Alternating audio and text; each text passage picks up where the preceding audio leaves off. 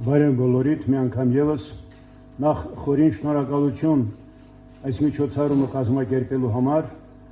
մեծ հաղթանակի 80-ամյակի շեմին հանրապետական կուսակցությունը բավականին առաջ քայլ է կատարում, որովհետև շատ քիչ կազմակերպություններ կան, որ 80-ամյակի նախաշեմին միջոցառումներ են կազմակերպում։ Նման կազմակերպություններից է պետք է նշեմ Ռուսաստանի դեսպանատունը, ինչպես նաև անմահ գունդ պատմամշակութային միջազգային կազմակերպությունը, որը մեր վետերանների համար հսկայածավալ աշխատանքներ է կատարում։ Շնորհակալություն։ Այդքանը իմ նախաբանի խոսքը, բայց պարոն Շարմազանյան, ես իմ թեման հայ ժողովրդի մասնակցությունը 41-45 թվի հայնական մեծ պատերազմում կներեք 5 րոպե մի քիչ կավելանա, չեմ կարող։ Պարոն Եսայան, մեր վետերանները անսահմանափակ ժամանակ ունեն ելույթի համար։ Դու ձեր ծառայությունն այնքան մեծ է, որ ժամանակը անսահմանափակ է ձեր համար, համեցեք։ Երկրորդ աշխարհամարտը, որ իրավամբ համարվում է մարդկության պատմության մեծագույն աղետը, շուրջ 60 միլիոն մարդու կյանք խլեց։ Անթիվան համար բնակավայրեր վերածեց փլատակների։ Աշխարհակորցան այս պատերազմում Հայաստանը բարեբախտաբար ռազմական գործողությունների թատերաբեմ չդարձավ։ Պատերազմի մահաբեր ալիքը բախվելով Կովկասյան լեռներին ընկրկեց, մեր երկիրը զերծ մնաց անխուսափելի ավերածություններից ու կոտորածից, եւ այնուհանդերձ այն նաեւ մեր պատերազմներ, քանզի անմիջականորեն առնչվում էր նաեւ մեր ժողովրդի կենսական շահերին, քանզի նրան մասնակից դարձավ ողջ աշխարհասփյուր հայությունը իդեմս իր 600,000 ռազմիկների։ Պատերազմը մերն էր, ուստի եւ հավասարապես մերն էր, թե նրա պատճառած անսահման վիշտն ու տառապանքը եւ թե փառահեղ հաղթանակի բերկրանքը։ Հաղթանակ, որ ձեռք բերվեց նաեւ մեր ժողովրդի անլուրջ ջանքերի բազմահազար հայ ռազմիկների արյան գնով։ Երկրորդ աշխարհամարտն ընդհանուր առմամբ հայնական մեծ պատերազմին ընդհանուր առմամբ մասնակցել է 600,000 հայ ռազմիկ, որից 300,000-ը խորհրդային Հայաստանից, 200,000-ը ԽՍՀՄ այլ հանրապետություններից, 100,000-ը Սփյուռքից։ Հայ ռազմիկներից ավելի քան 200,000-ը Քաջիմահով ընկան մարտի դաշտում։ Հայ ժողովրդի ավելի քան 60,000 զավակներ պատերազմին մասնակցել են հայկական ազգային 6 հրաձգային դիվիզիաների շարքերում։ Ես այդ դիվիզիաների մասին կանգ չեմ առնում, 76-րդ, 390-րդ, 408-րդ, 409-րդ, 89-րդ եւ 261-րդ դիվիզիաները, բայց կանգ առնեմ 89 եւ 261-ի վրա, որովհետեւ շատ կարեւոր է։ Հայկական 89-րդ Թամանյան հրաձգային դիվիզիան կազմավորվեց 41 թվի նոյեմբեր 1942 թվի հունվար ամիսներին Երևանում։ Դիվիզիան իր մարտական ուղին սկսեց Կովկասյան նախալեռներից, Գրոզնու մատույցներից եւ Թամանի Ղրիմի վրայով անցավ Լեհաստան, Գերմանիա։ Նրա ուղին ավարտվեց Բերլինում եւ Էլբայի ափին։ Դիվիզիային շնորհվեց Թամանյան պատվավոր անունը, արգելադրվեց Կարմիր աստղի, Կարմիր դրոշի եւ Կուտուզովի երկրորդ աշճանի իշխանշաններով։ Դիվիզիան 1945 թվականի սեպտեմբերին վերադարձավ Հայաստան եւ գոյություն ունեցավ մինչեւ 1956 թվականի ամառը։ Հայկական ազգային զորավիավորումներից 261-րդ հրաձգային դիվիզիան միակն էր, որ պատերազմի տարիներին չմասնակցեց մարտական գործողություններին։ Այն կազմավորվել էր Երևանում 1942 թվականի դեկտեմբերին։ Դիվիզիայի հիմնական խնդիրներ պաշտպանել խորհրդային Հայաստանի Թուրքիայի հետ ունեցած պետական սահմանը, ինչպես նաև երթային գումարտակների պատրաստումը եւ ուղարկումը ռազմաճակատ։ Նրա շարքերում մարտական պատրաստություն ստացած ավելի քան 10,000 հայ զինվորներ մեկնեցին գործող բանակ, դիվիզիան կազմացրվեց 1945 թվականի հունիսին։ Պատերազմի առաջին օրերին 1941 թվականի հունիսի 22-ից մինչև հուլիսի 20-ը իրենց անմահ փառքով պսակեցին Բրեստի ամրոցի կայազորի պաշտպանները, որոնց թվում կային 200-ից ավելի հայ ռազմիկներ։ Հայնական մեծ պատերազմում առաջին խոշոր ճակատամարտը, որտեղ գերմանական անպարտելի համարվող բանակը ջախջախիչ պարտություն կրեց, Մոսկվայի ճակատամարտն էր, որը տեղի ունեցավ 1941 թվականի սեպտեմբերի 30-ից մինչև 42 թվականի ապրիլի 24-ը։ Այդ հաղթանակում իրենց արժանի ավանդը ներդրեցին նաև հայ ժողովրդի զավակներ գեներալ-մայոր Հովհաննես Բաղրամյանը, ռազմաճակատի հրետանու պետ գեներալ-լեյտենանտ Միքայել Պարսեղովը, Իվան Վեքիլովը, ռազմաճակատի քաղաքվարչության պետ բրիգադային կոմիսար Սերգեյ Գալաջևը։ Կովկասի պաշտպանության ճակատամարտին 42-ի հուլիսի 27-ից մինչև 1943 թվականի հոկտեմբերի 9-ը մասնակցած հայ մարտիկներից 5 հոգու օդաչու էսկադրիլի հրամանատար կապիտան Սամսոն Մկրտումյանին, հրացքային գումարտակի հրամանատար ավագ լեյտենանտ Ղուկաս Մադոյանին, 89-րդ հրացքային դիվիզիայի զինվոր Հունան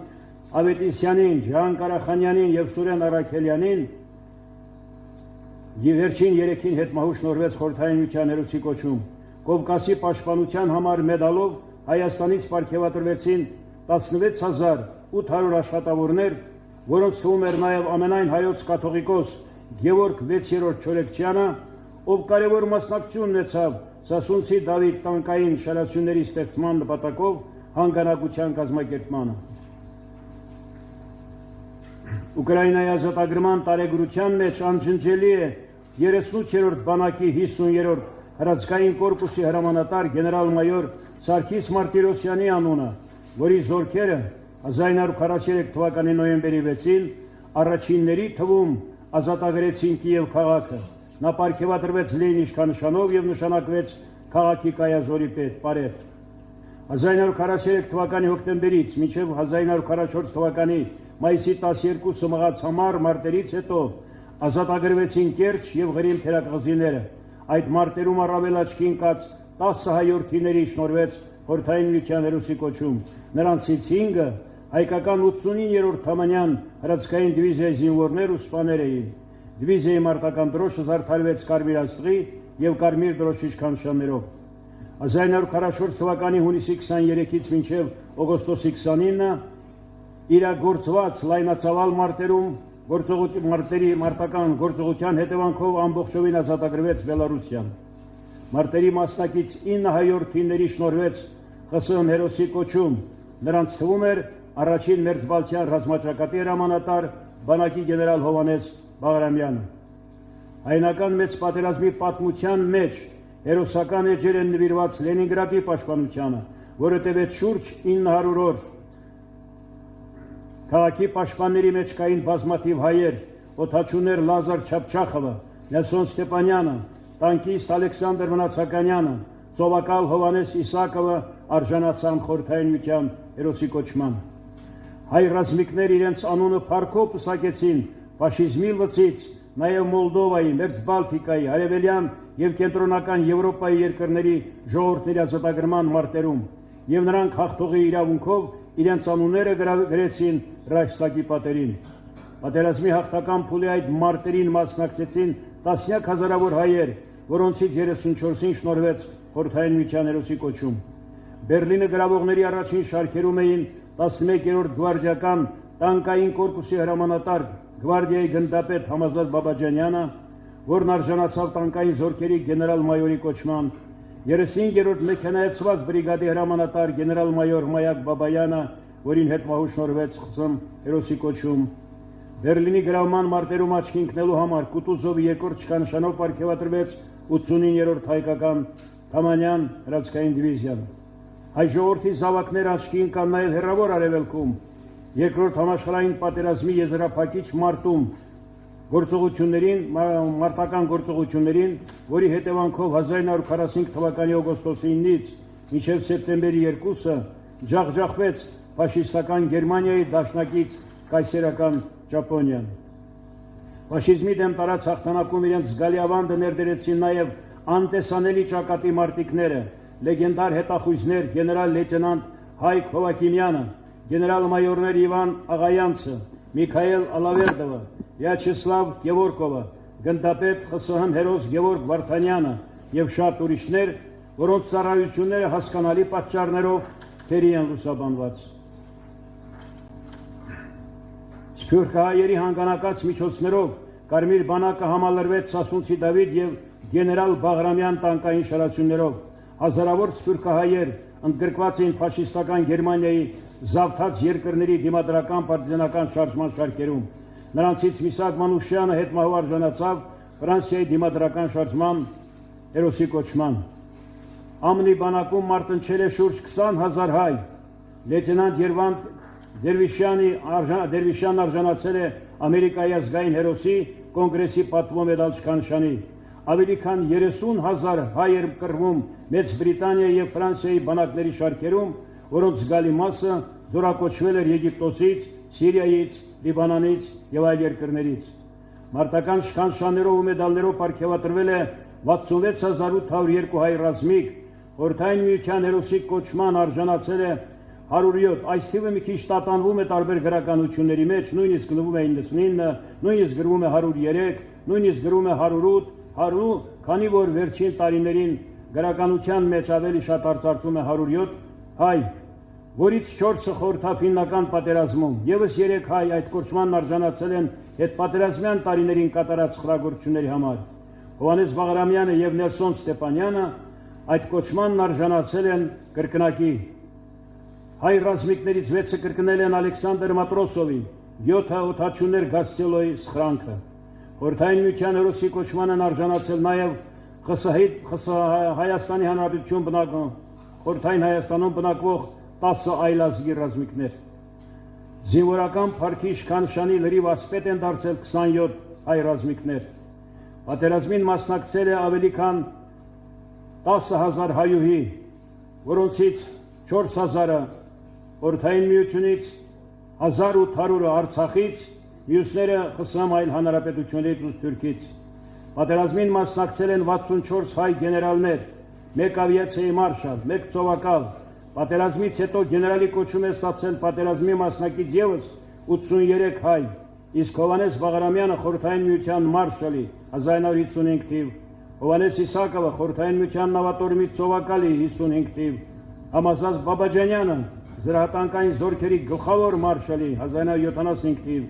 Սերգեյ Ագանովը ինժեներական ծառայությունների մարշալի 1980 թիվ։ Պատերազմի տարիներին գիտության և արդյունաբերության բնագավառում կատարած ակնառու ծառայությունների համար 12 հայ որդիների շնորհվել է սոցիալիստական աշխատանքի հերոսի կոչում։ Պատերազմի մասնակից 3 հայ անվանի գիտնականներ, ՄԻԳ կործանիչ ինքնաթիռների գլխավոր կոնստրուկտոր, ինժեներատեխնիկական զորքերի գեներալ գնդապետ Արտեմ Միկոյանին, հրթիռամիջուկային վահանակի ստեղծման գլխավոր կոնստրուկտոր, տեխնիկական գիտությունների դոկտոր պրոֆեսոր Սամվել Քոչարյանցին և Հայաստանի գիտությունների ակադեմիայի պրեզիդենտ ակադեմիկոս Վիկտոր Համբարձումյանին այդ բարձր կոչումը շնորհվել է կրկնակի անգամ։ Հայնական մեծ պատերազմի մարտադաշտերում իրենց կյանքի գնով արտակարգ սխրանքներ կատարած 6 հայորդիների անուններ ԽՍՀՄ պաշտպանության նախարարի հատուկ հրամանով առհավետ գրանցվել են այդ զորամասերի ստորաբաժանումների անձնակազմերի ցուցակներում, որտեղ նրանք ծառայել են։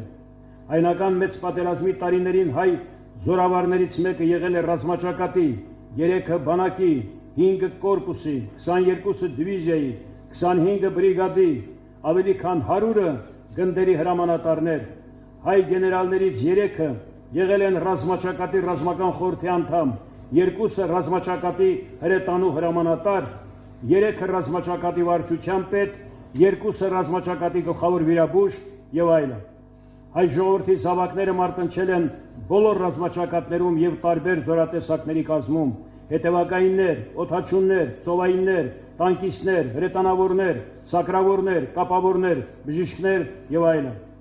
Ռազմաճակատի որ հատվածում էլ նրանք մարտնչել են, լիներ դա Անդրբևեր թե Հեռավոր Արևելք, Մերձբալթիկա թե Ուկրաինա, Բելարուսիա, Ռուսաստան թե եվրոպական երկրներ,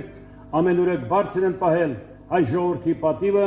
հարստացրել նրա մարտական փառաբանց ավանդույթները և իրենց արժանի ավանդը ներդրել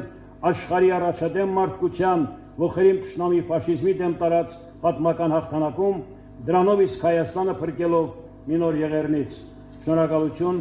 շնորհադրության համար կներեք գիչ երկար խոսելու համար։ Եվ լրացուցիչ ուզում եմ պարոն Շարմազանյան ասեմ,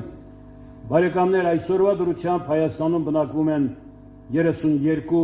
հայնական մեծ պատերազմի մասնակիցներ, այդ 32-ի մեջ մտնում են նաև կառավարության որոշմամբ 2 գերության մեծ ծնվածներ, ուժնիկներ եւ 7 Լենինգրադի բլոկադայի մասնակիցներ 9 հոգի, այսինքն դարավ, իսկ այն մյուսը 23 հոգին հայնական մեծ պատերազմի արդեն իսկական մասնակիցներ։ Այս մայիսի 9-ին 2 հոգի մասնակցելու են Մոսկվայում կայանալիք Շքերթին,